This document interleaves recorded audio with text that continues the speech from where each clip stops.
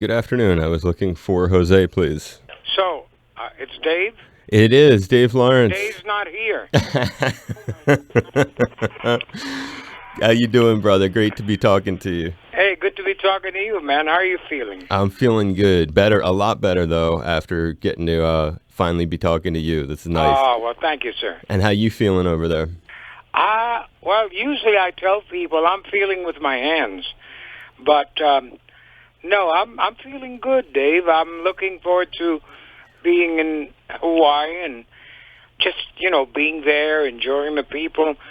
I've been playing in Hawaii for many years, and to me, Hawaii reminds me of where I come from, which is Puerto Rico.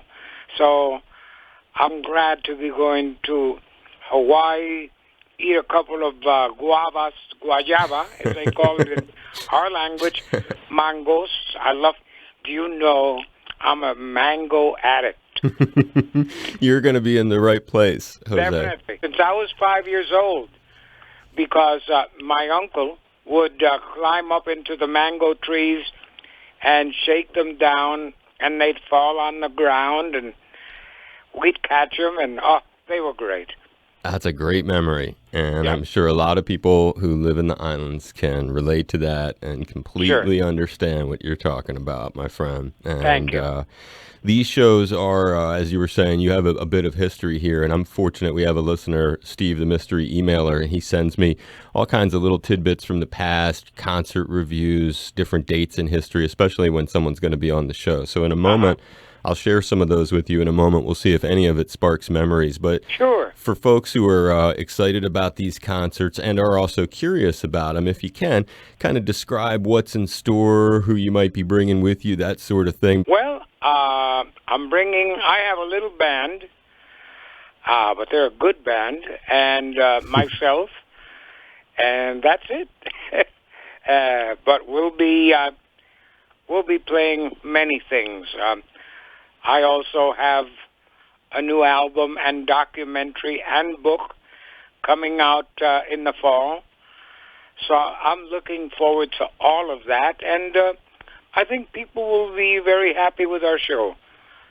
Oh, there's so much material. And just how many pieces, if you can describe like the... Well, we are, let's see, I have two keyboard players, bass, and drums. My son will be playing the drums for me in Hawaii. And I have a tour coming up. I'm going to Japan, Beijing, and Hawaii.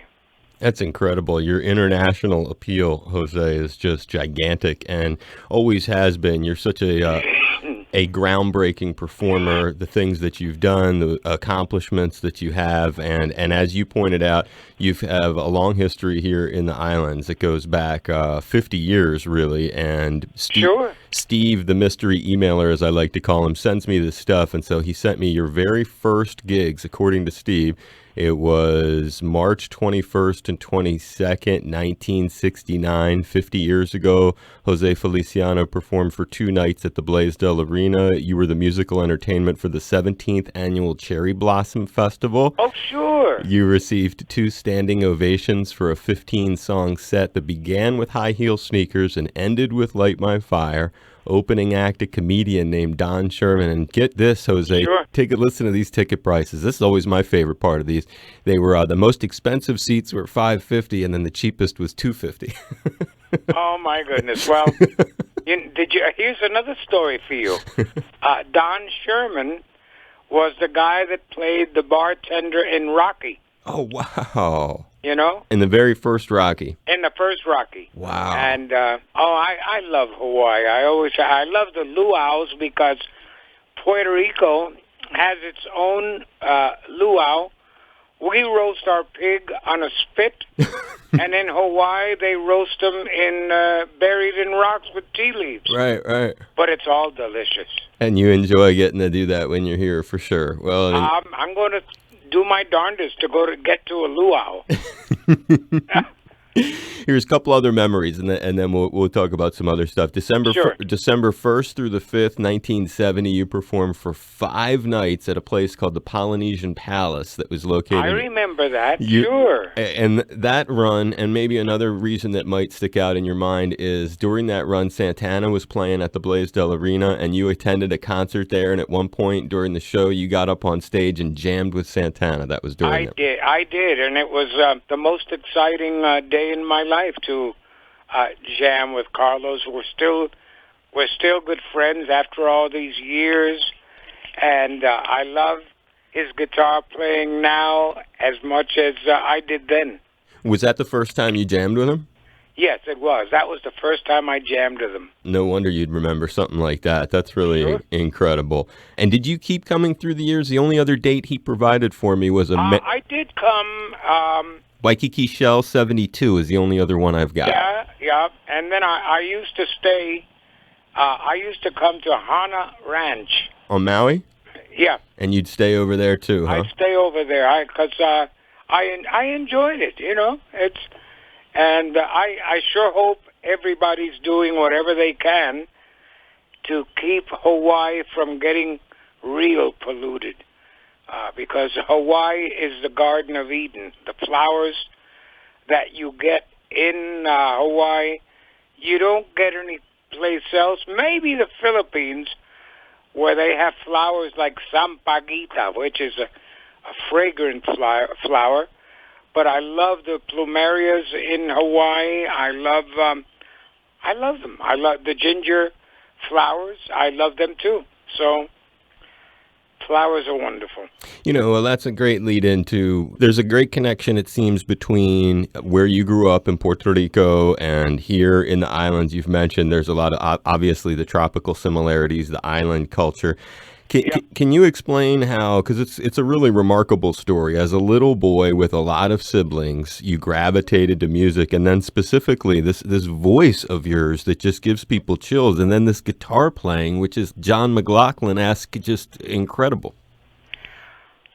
I wish I could answer that for you, but the only thing I can say was God's blessings and gifts that He bestowed on me, because in the beginning of my life, I had the worst deck of cards you can imagine. Right. I was born in poverty in Puerto Rico. I was also born with glaucoma, so there was no hope of me having any vision, but I did have vision at that time, because vision isn't only what you see, it's what you feel, it's how you are inside. Those are the things that I say make a great visionary. On our show, I do this segment every Friday. I lost my mom 6 years ago to MS. She was quadriplegic, and so you didn't lose your mom, by the way. Right. Now I know what you're saying, and that's I guess my point is, like, it made me a very spiritual person. It made me connect with trying to support different kinds of people with disabilities, and I got to know people at the National Federation of the Blind. Right. My friends Virgil and Katie out here. So when you're talking about vision being more than just something that you see with your eyes, I mean, they've talked to me about going bike riding and feeling the trees, being able to as you go by. So you must have a very enhanced sense of both spirit, things that are in spirit, and just the connection to objects that go beyond what you can see. When I go bike riding, I like to have somebody in front of me on their bike, and I like them to click the wheels so that I can hear where they're going, and I let that guide me. And you can do that, and you'll have no fear that you're going to fall over, basically. No. That's incredible. And the bike balances itself as it's moving. That is really remarkable, though, that because they've told me about that too, and it's a real connection, and on the spiritual end, what can you say about that as someone who's, because you're not a young man either, you have a lot of experience to add to your unique gifts. What can you tell us that is existing that maybe I don't see or feel? Oh no, you see a lot. You if you have their friendship, then they're showing you how to see things.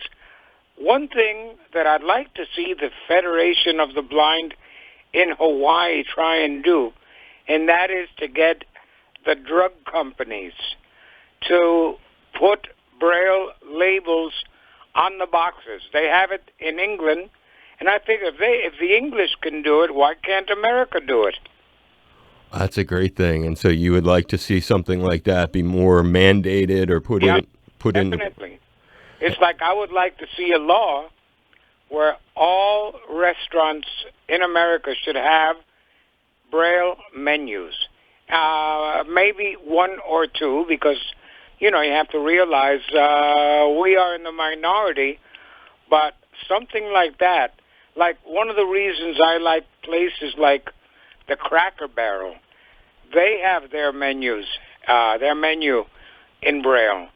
And I love it. I love being able to decide myself what I want to eat without maybe. I have a wonderful spouse, and she tries to do everything for me. But one, I don't allow that because she's not my servant. She's my wonderful wife who happened to choose to be with me. I mean, I didn't coerce her, Right. She's with me and she helps me, but I like to go to a restaurant where she doesn't have to read to me what the menu is. I remember a waitress said to me, "Mr. Feliciano, would you like to see a?" No, she didn't know who I was. She goes, "Sir, would you like to see a menu?" I said, "Lady, I'd like to see anything." Oh my gosh. Well, I mean, what you're talking about is basically inclusion. It's the same sort of thing that happened. That's it. I mean, my mom couldn't get into any number of places because there weren't ramps. And so I completely... And now we got ramps. Right. So I get what you're... I mean, 100%. We talk about that with... actually, one of the issues at the National Federation of the Blind out here, they had legislation that would... a number of theaters or a number of films that were screening in a theater had to... A minimum number of them had to have... adaptive technology so that people who were blind could go in there and have an earpiece that would describe what was happening on the screen. But, I got to tell you something. If a blind person needs, I do see how it would help in some instances, especially when a movie is silent and there's something going on. Right. But most of the time, because of the music, and just common sense, you can hear what's going on. If you can, then you're really blind. But I know what you're saying. But the serious point of what you're saying is just these are accommodations that society does need to have there so that people are not marginalized. Because and one of the other things that really moved me about your story is going back to the late 60s. I mean, I don't know how many other people have written a song like No Dogs Allowed, one of your 1960s songs, an extremely touching story of Trudy. Can you tell that story? Well, I had decided to go to England on vacation in 1967 with the dream of maybe meeting the Beatles, meeting, John, Paul, George, and Ringo. And it's a funny thing. I went to England. I stayed in a hotel called the Gresham, where they served you breakfast and stuff like that. And we walked around the streets of London. And because I was with an agency, they introduced me to people. And I met the Animal. I met everybody but the Beatles. I met the Animals. I met the Hollies. And of course I love the Hollies, Bus Stop, and all their hits. But I didn't meet the Beatles. I met the Beatles back in California, of all places. I met Paul McCartney. I met Paul McCartney one time when I was in England performing in Manchester. I met them in Manchester when they were starting the band Wings. So, the Beatles had again, I didn't meet them together. I met them separately. I met George, and I like where George was at. I like his Hindu feeling music. I liked it. Guilty, and I enjoyed my time in England. It was very interesting, very interesting. I met Dusty Springfield. I did her television show that she had. I met Tom Jones. I did his show later on, a few years after, and I really enjoyed my little trip to England. And you met Jimi Hendrix too, right, at the Speakeasy? I met Jimi Hendrix, and that's when also Whiter Shade of Pale came out by Procol Harum. Yeah. Robin Trower. Yeah. You know, I've always thought that Bridge of Sighs would be an amazing song. It's funny you mentioned Procol Harum, because I listen to you cover stuff like Billie Jean, for example. When you play Billie Jean from Michael Jackson, I just get chills. I can't even believe the way that that arrangement, to have the song start the way it does, and you build it up with the guitar and build it up and personalize it and do what would be these vocal passages, but you're playing them on the guitar, and then finally you just unload with the actual vocals. When I hear that version, which is such a creative interpretation of that song, it always makes me think, man, his voice would be so good on Bridge of Sighs from Robin Trower, and doing the same sort of just your own interpretation. You know that tune, yeah? Well, yes, I did cover Whiter Shade of Pale in Spanish, and it's called Con su blanca palidez, Whiter Shade of Pale. The diversity of your multilingual presentation is really something. But well, Frank Sinatra and I in 1968 shared the Billboard charts with Strangers in the Night, because I recorded that in Spanish as well. In Spanish, it's called Extraños en la Noche, Strangers in the Night. And we were number one all over South America, and Sinatra was number one all over the world. So there you have it. Bert Kaempfert made a lot of money. Say that again? Bert Kaempfert made a lot of money. The writer of Strangers in the Night. Okay. It was an instrumental. He got the publishing off of it, you're saying? Sure. That's an amazing story. But Yep. But if I can get you to go back, because we got off on an incredible tangent there. Tell me. The No Dogs Allowed story and how... Well, I'm sorry. No Dogs Allowed, I wrote out of that vacation. I landed at London's Heathrow Airport, and they tried to take my dog from me. And I had to leave my dog in quarantine, and it was awful because, my dog is a highly trained dog. It isn't a mutt, and I could get nowhere with the authority in England on that. But as luck would have it, it's turned around now in England, and blind people who have dogs now can travel, out of London into America or whatever, no problem now. Do you still have a dog to aid you? No, I don't. I have seeing eye humans. Right. No, I know. That's my friends. Neither of them have a dog anymore because it's such a major production too, and it has its own level. Well, the only reason it's such a major production is, especially when your business takes you traveling a lot, is that you have to bring food with you because the food that you feed them isn't available in different countries, and it's just easier without them. But you can never take away from the great work that those dogs do. I mean, they are amazing animals, and they work very hard for their masters. It's a great testament to it, and well put about why it would be difficult for someone like you who just travels the world doing your bit. And another thing about your guitar playing, because I know people listening would be frustrated if I didn't ask a couple of specific technical questions, and one of those would be your finger picking and the way that you play. Again, if this is Jose Feliciano, he's one of the most gifted guitar players alive. When you hear this man play the guitar, it will really boggle your mind, especially because he will interpret other people's people's music in a way you may never have thought of, and yet provide this technical style. Talk about your finger picking, and do you ever use a pick, or do you everything is done with your fingers? I do use a pick on some things, but mainly on others. I use a class. I was trained classically by a dear friend by the name of Harold Morris at the Lighthouse for the Blind in New York City.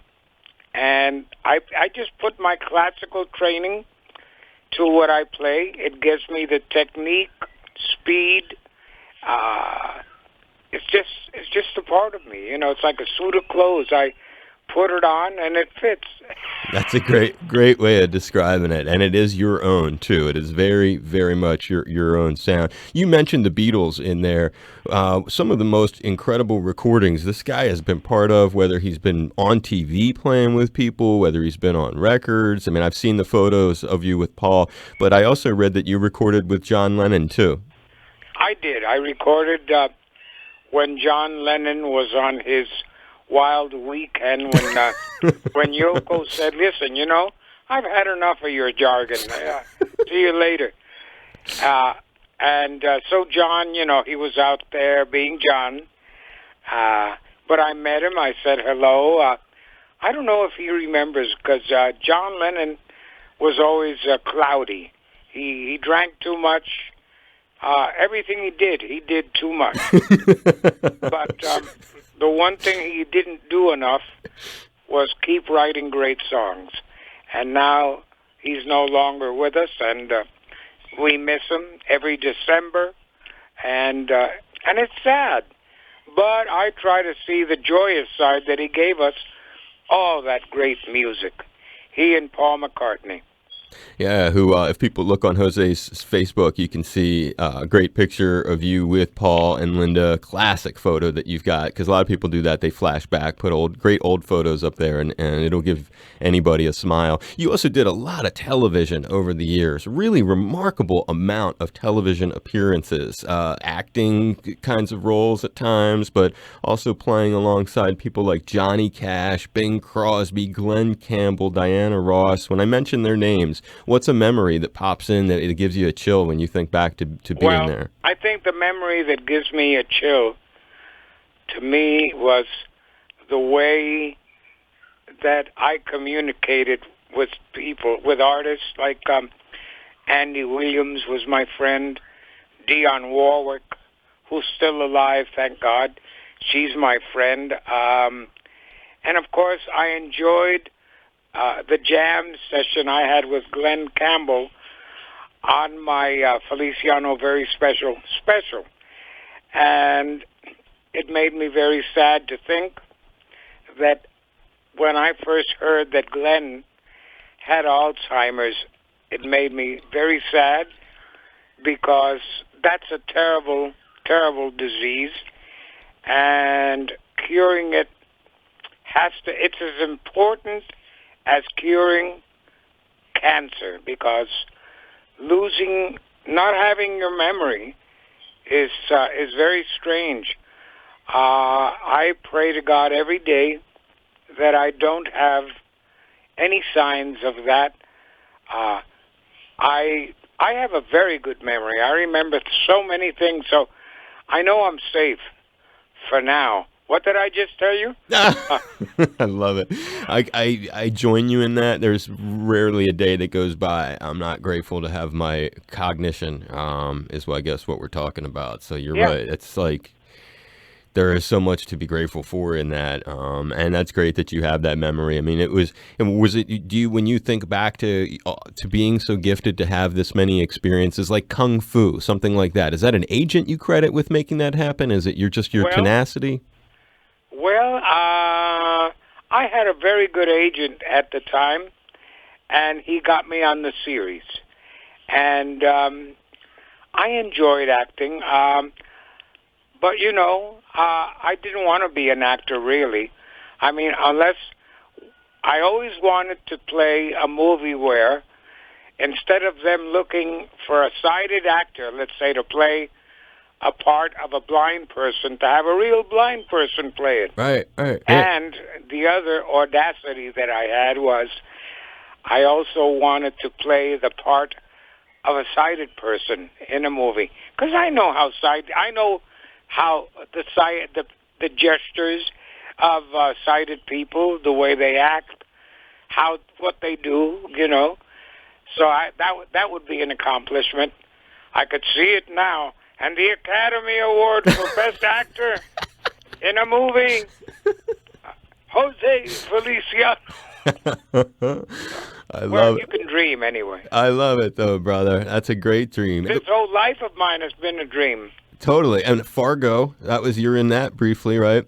Yes, I was. I did a song that I wrote in the movie called Let's Find Each Other Tonight, which was actually from an album called Romance in the Night. So, and I wrote Let's Find Each Other Tonight for my wife. That's a beautiful thing to have those kind of connections. You've got a lot of appreciation. And another thing that a passion here is that we should mention before we wrap it up, radio. I've read that you always wanted to be a DJ, and then you've gotten to sort of live that dream too there in Connecticut, right? I did for a while. Not only that, now it's only on computer, but I own my own radio station. Right. It's called Radio Feliz. And you could look it up on my website, Feliciano Radio. And that's where I play all of my music, music that people haven't heard, such things as performance I did in 1963 at the Newport Folk Festival. I have some spots there from a concert I did in Worcester, Massachusetts. I mean, there's a lot of things that I think people will really, really enjoy. Do you have any of the ones you did, like your jams with other people on your radio station? Yeah. I had a show called Speaking of Music, and with the man who owned the station, he's still around, Mark Graham. And we had that show on Saturdays from, I think it was 10 to 12 or something like that, and it was fun. Is that WMMM in Westport? Yeah, WMMM, which is now, I think it's one of the stations, NPR stations. That's a beautiful thing. Look at that connection that you've got. And it shows the diversity. And this is a guy who's done from acting on shows like Kung Fu or movies like Fargo to playing alongside people like the Beatles or Glenn Campbell or Diana Ross. I mean, all this, Johnny Cash. When was the Johnny Cash one? Was that his TV show or? That was his TV show. And I really enjoyed that, meeting Carl Perkins, Merle Travers, who else? It's been a while. So, but I also enjoyed Les Paul, a dear friend. If it weren't for Les Paul, we wouldn't have double tracking. No, totally. And you got to be close friends with him? I did, and I loved him very much. You'd sit in with him at the Iridium? I met him at the Iridium, yep. Incredible. Yep. And what were you going to say, brother? I'm trying to remember about. I played at the Troubadour where Elton John played. There's quite a few things on that Radio Feliz. So Dave, if you get a chance, go to my website and tack on to it and listen. I think you'll hear very interesting things. I am sure. As one final question, if you could give a plug rather than a question, but to your recent release earlier in June, you released in support of the Flamboyant Arts Fund in Puerto Rico, which I know is near and dear to your heart. Well, I would say I want people to hear it, and also people to, if they feel like it, contribute. The song is on my website, and it's got a place where you can contribute. But I'm happy with it. En mi viejo San Juan, it's something I've known as a child, and I want people to know that I have an album coming out in the fall, And I also have a book about my life coming out in the fall, which was written by my wife. And it's called The Jose Feliciano Story. Oh, you still don't know what it is? Well, You're working on it. Title to be determined. As told to Susan Feliciano. And there was a documentary I thought you mentioned too, yeah? Yes, there's a documentary coming. Is that also in the fall? In the fall. Aloha, my friends. It's Jose Feliciano. Don't even think of hitting that button. You'll miss out all the good program on HPR radio. We're here as part of the pledge drive here on HPR, here with my dear friend Dave Lawrence. I want you to make a pledge to the station, whatever you can afford. Here's how to do it, and thank you for the commitment to the community. You are the man, Jose. All right, buddy. And I hope you had fun today. I really enjoyed. I did. I enjoyed talking to you. I enjoyed talking to you too, brother. Giving you a huge hug and a high five. Thank you. I appreciate it. Same here. Stay safe, Jose. Bye-bye.